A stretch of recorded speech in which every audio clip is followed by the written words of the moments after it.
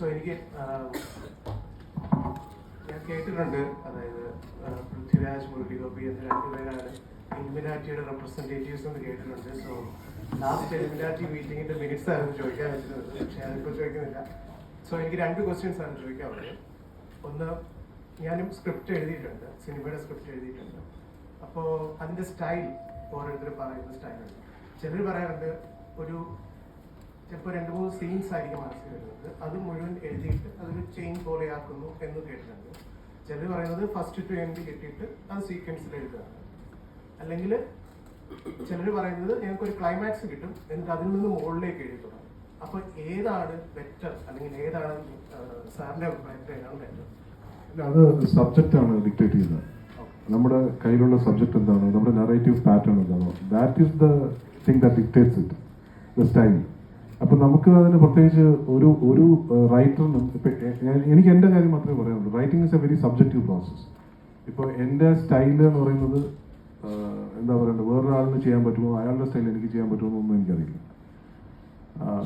നമ്മുടെ കയ്യിലുള്ള സബ്ജക്റ്റും നമുക്ക് പറയാനുള്ള നറേറ്റീവും ആണ് ഡിക്റ്റേറ്റ് ചെയ്യുന്നത് the style of writing and where it should start, where it should end എന്നുള്ളത്. ചിലപ്പോൾ ഈ പറയുന്ന പോലെ നമ്മൾ തിങ്കിങ് ബാക്ക്വേർഡ്സ് എന്ന് പറഞ്ഞൊരു പ്രോസസ്സ് ഉണ്ടാവാം. ചില സമയത്ത് അത് നോർമലായിട്ടുള്ളൊരു ബിഗിനിങ്, മിഡിൽ, എൻഡ് എന്ന് പറയുന്ന ഒരു റൈറ്റിംഗ് ആയിരിക്കാൻ പറ്റുന്നത്. അപ്പോൾ ഇറ്റ് ഓൾ ഡിപ്പെൻഡ്സ്.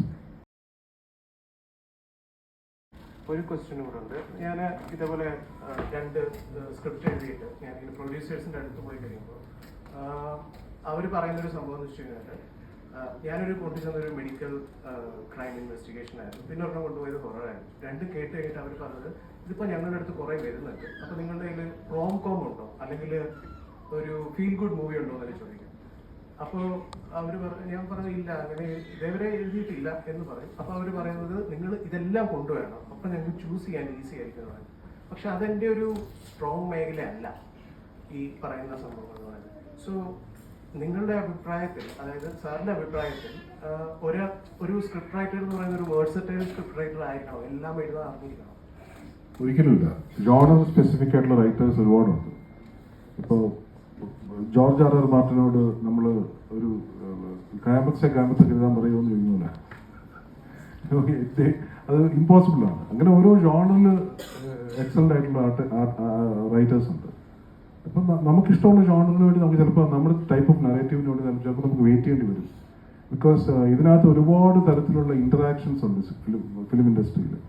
അപ്പോൾ ഈ പറയുന്ന പോലെ റോം കോം, ഫീൽ ഗുഡ് എന്ന് പറയുമ്പോൾ അത് പൊട്ടിപ്പോയാലും നമുക്ക് സങ്കടമില്ല. കാരണം നമ്മൾ ചിരിപ്പിക്കാൻ ശ്രമിച്ചു, രസിപ്പിക്കാൻ ശ്രമിച്ചു എന്നൊരു ബോധ്യത്തിലാണ് പ്രൊഡ്യൂസേഴ്സ് യൂഷ്വലി നിൽക്കുന്നത്. അപ്പോൾ അവർക്കത് വേണം എന്ന് പറയാനുള്ള അവകാശം അവർക്കും, അതെനിക്ക് തരാനില്ല എന്ന് പറയാനുള്ള അവകാശം നമുക്കുണ്ട്.